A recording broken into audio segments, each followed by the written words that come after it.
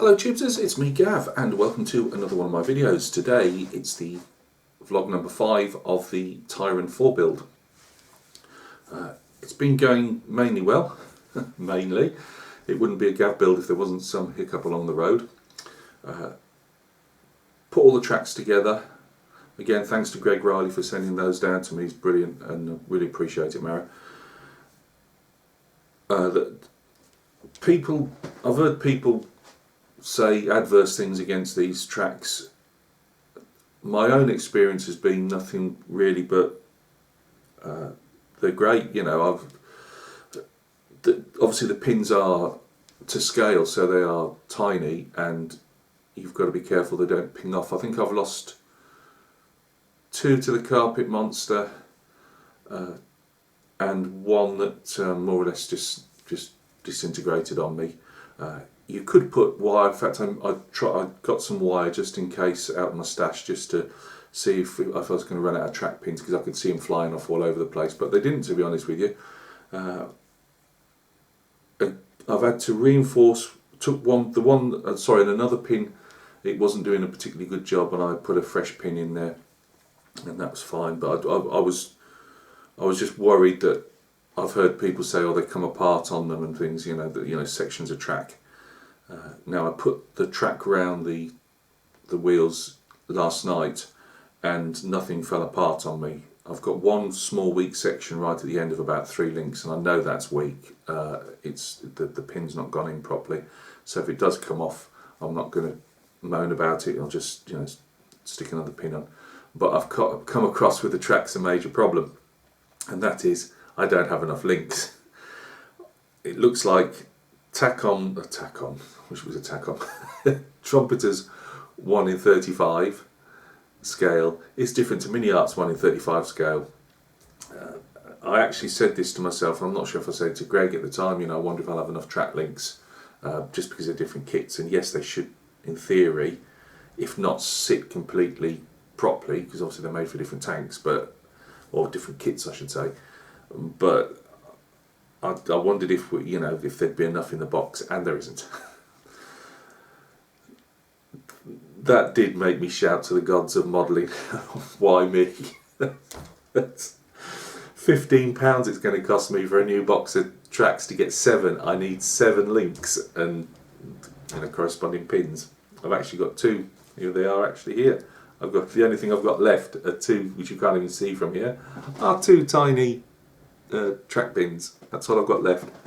I've actually 2 links over on the track that I made up with some fresh bits, but I think it's 7. It's gone out of my head again as usual, but I think it's between 7 or 8 links I probably need to make a new track up. So I can't fit the tracks because I could fit the other one, but I need to repaint. I need to obviously prime and paint the end bits. I'll show you the tracks in a moment. They've come up. All I've done to them is give them a spray primer, obviously a black primer, and used real colours from AK. I used their red brown, I think it is, for the give it that red, funny enough, red brown look.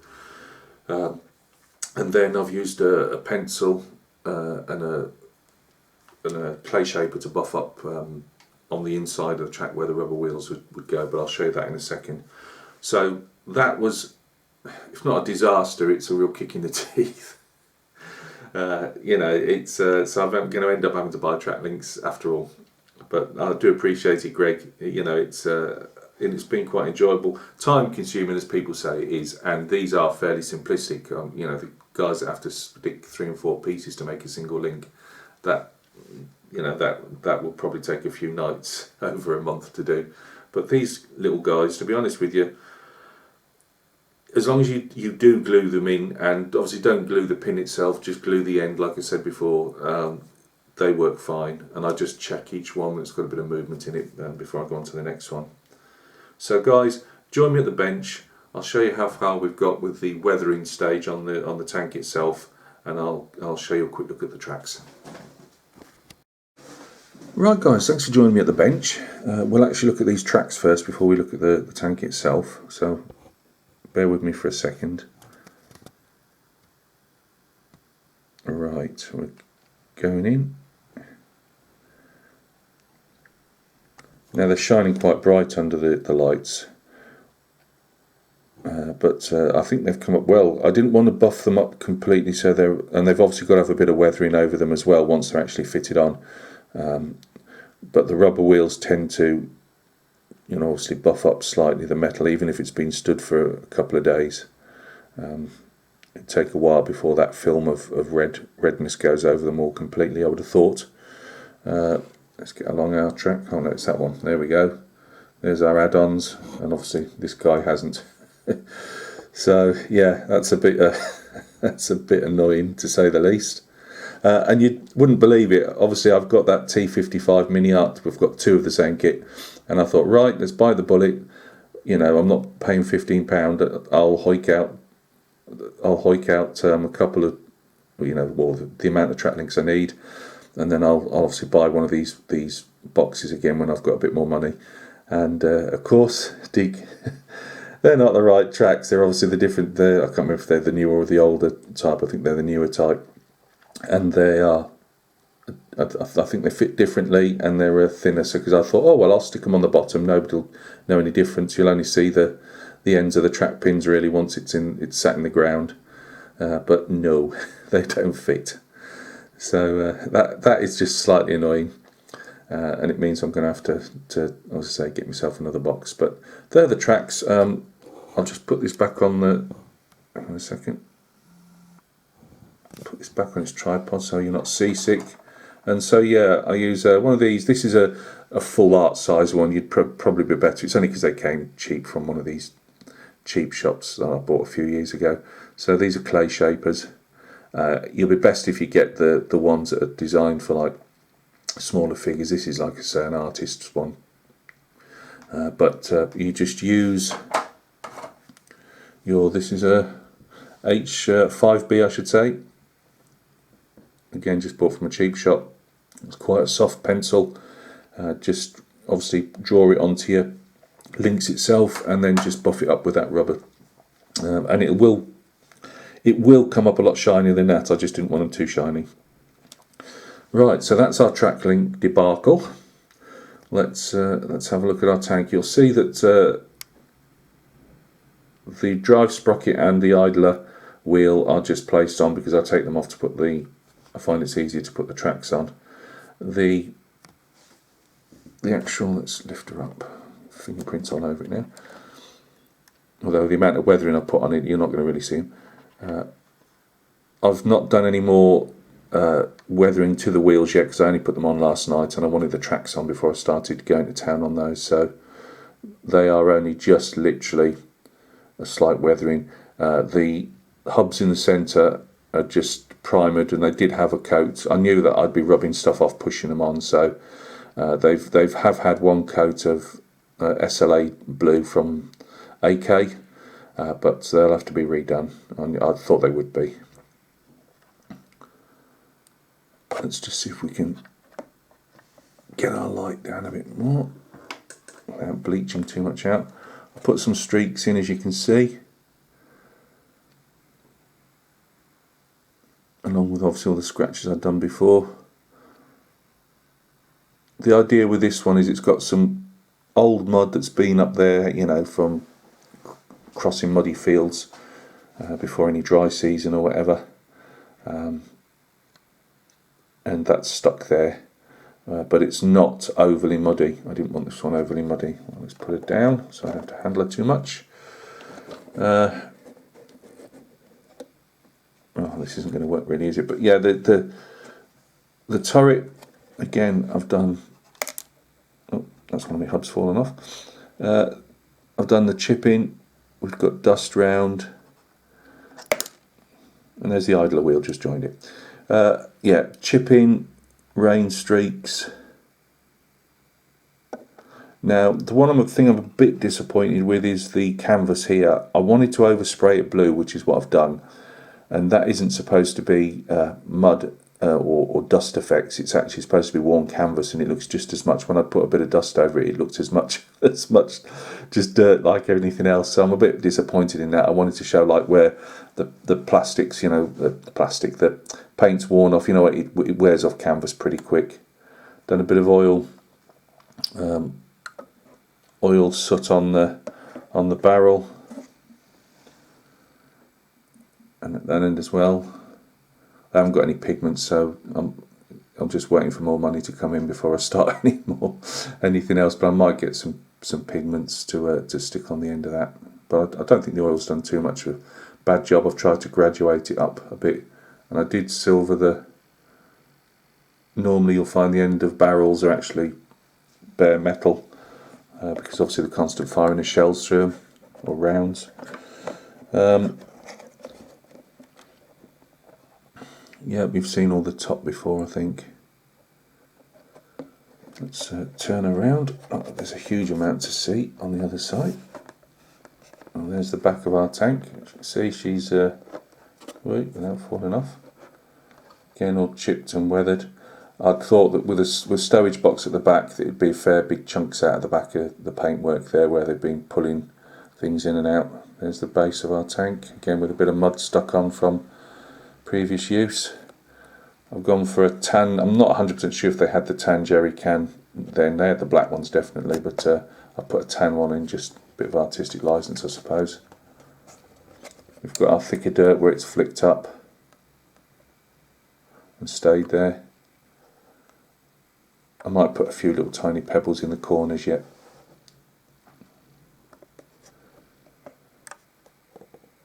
The inside, the turret hatches, I've left them blue. I've seen them. I've got to actually paint those vision ports green yet, but I've seen them done in the Israeli colours and the old Soviet colours as well as being oversprayed blue. So I've left mine blue. Again, the stowage, I'm just having slight problems with. That's a lot. That's some big stowage bins to fill, and what I bought the Tamiya modern American stowage set. Well, modern, I think it's from the 1990s probably, and there wasn't a huge amount that I could really get to fit to make it look halfway decent. So that's been put into cold storage for another time, and I'm sure I'll use it again. And I'm going to just make my own up. Whether I go to town on making lots of packs and things, or I might just do it as I'll put some shapes under there and then put a tarp on the top and the bottom stowage bin and just have it say peel back, just so you can see there is some stowage there, but just have it like pressed down over the shape so you actually see that there's boxes or whatever there. I don't know yet. I'm not 100. I keep trying to have little goes, and it doesn't look particularly impressive to me when I do it. So yeah, that the bins, I can't leave them empty. I've got to put some, they're crying out to be filled with stowage. So I'll think of something. The rest of the tank is probably, as you've seen it before. Again, bits of dirt where I think it's been stuck in there a while. I did put some staining down over the barrel and some chips as well.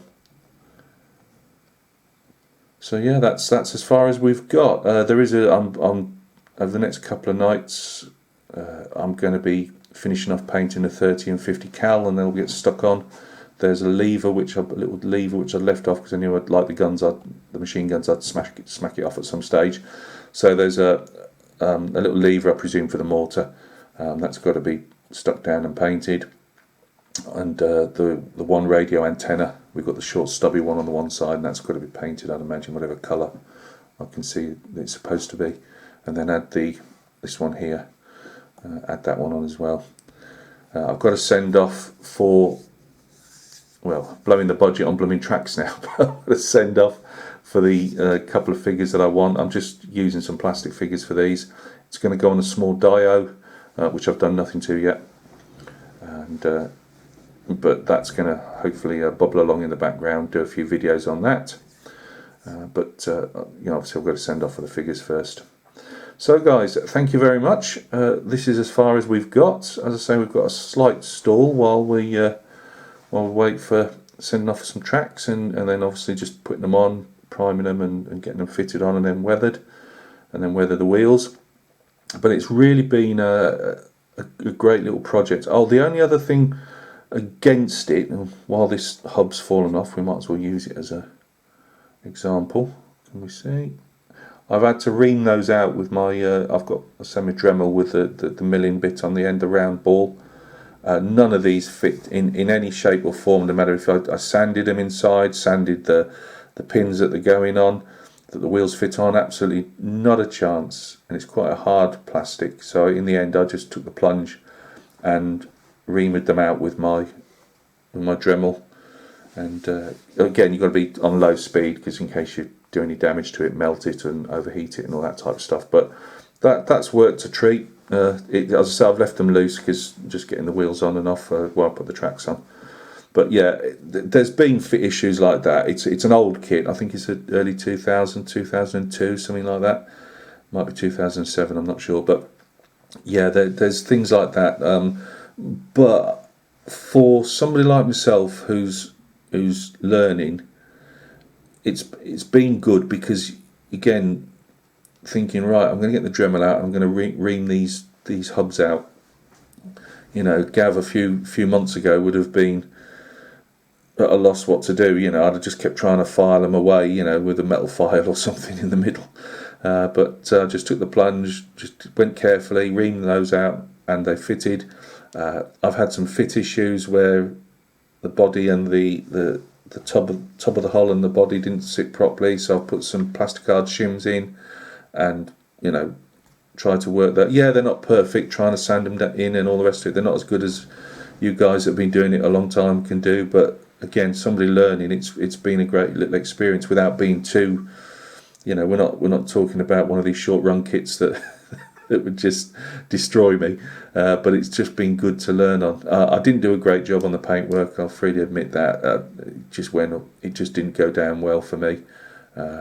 Tank Brush has given me some advice, so thanks Kai for that, as to why it didn't go down as well.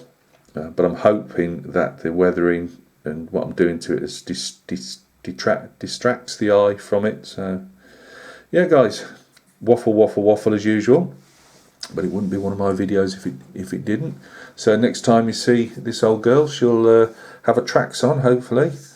So there will be probably a gap, because even if they come quickly, it's probably going to be a week before, you know, everything's on and whatever. So tracks will be on, weathered, stowage, if I've got the weight, I'll use the time and make some stowage up and some tarps up and stick those on.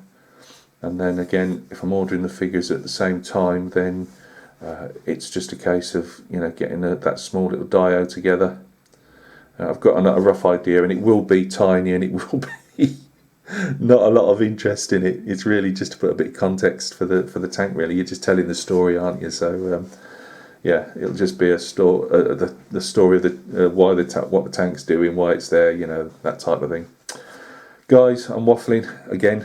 So thank you very much for taking the time out your day or night to view the video. It's always appreciated, and I hope everything's going well with you, and we will see each other very soon on another video. Cheers.